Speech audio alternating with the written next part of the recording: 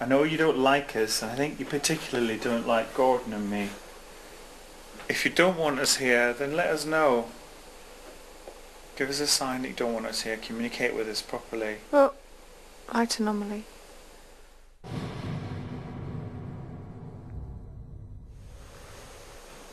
Seems to come from right in here. That. Right, there's got to be someone down here. There's got to be. Who's here? Is there any crew down here?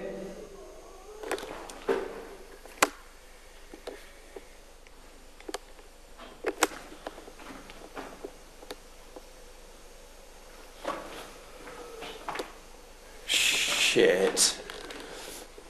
No, I'm sorry, I'm not doing it, not doing it. Not doing it. I don't know if you can pick that up, but I've heard something down there. I'll go up and get some help. I'm done. I'm done. Lee, are you here? If there's someone here called Lee, a spirit person. Turn the light up.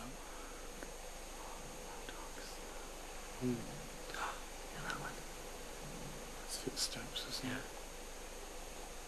My battery's about to die. Shit, battery's gone on the camera. Torch is dying. Get to stairs quickly. I'm having... Shit, which way? Shit, we've lost power. We can't see, so I'm having to use the camera because the torch battery's gone. Which way now? Which way? Shit, I can't see. Holy shit. Oh, well, phew. With Carl regretting his decision to enter the cellar alone, we now had to contend with a sudden and unwelcome drain on both the torch and camera batteries that we ensure are fully charged before each investigation.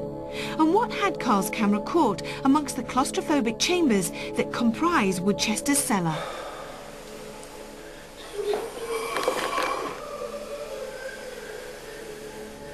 This morose moan, almost akin to someone taking their final breath, had us unnerved, but also intrigued.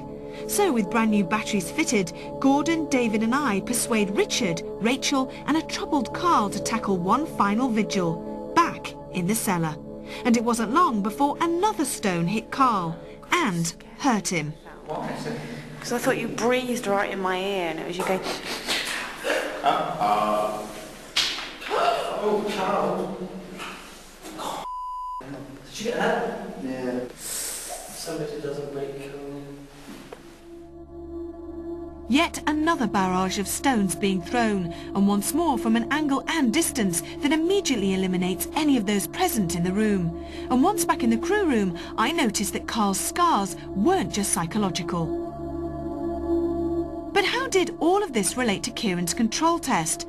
Earlier in the day, the parapsychologist had shown our mediums around the building's ground floor individually to ascertain which areas they felt would provide activity during our investigation, and the results were certainly interesting. Whilst David highlighted the chapel as holding astral energies, Gordon felt the tool room to be potentially active. And additionally, both mediums independently marked the kitchen and chapel corridor as paranormally active. Woodchester Mansion was created and crafted with good and holy intent, with our mediums Gordon and David both identifying areas that they believed to be highly active. We continued with our quest and were rewarded with evidential footage that terrorised the crew, but ultimately impressed one man in particular. It's been a week since the Most Haunted team investigated the Woodchester Mansion, and it's given me time to reflect on the phenomena that occurred and speak to some of the witnesses. There are a number of interesting occurrences at Woodchester Mansion. The first involved a vigil with Carl, Yvette and Stuart, where a stone crossed their path. Hell, fire! This particular stone throwing occurrence was more impressive because of the actual footage that was caught. You see on camera that Stuart is at the front, Yvette is behind and Carl is actually on the camera.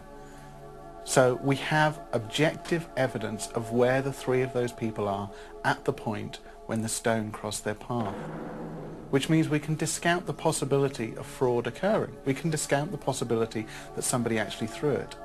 In addition, We know where other members of the crew were on that particular occasion.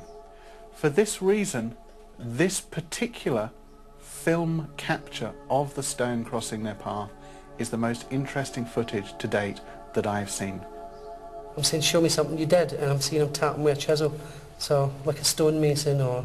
And I keep getting the word stonemason. Both Gordon and David mentioned the mason, the chap that was possibly killed, the Frenchman, killed possibly by falling stone. And it was interesting later when Gordon actually took us off because he wanted to go to the area where the tools had been stored all those years ago. Now, although there wasn't correspondence on every single room, they both picked up on a stonemason character.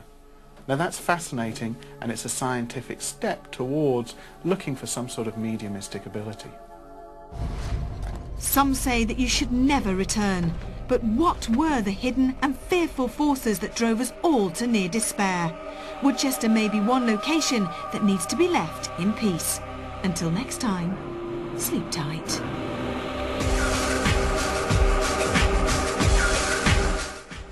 Six families' biggest secrets exposed to the nation. Family Forensics starts Wednesday at 10 o'clock, new and exclusive to Living TV. Oh yeah, it's all to come tomorrow after we find out who is Britain's next top model. The finale comes tomorrow at 9. Next, the scares didn't end there. Dare we head back to Woodchester Mansion? It's a Most Haunted Extra on the way next.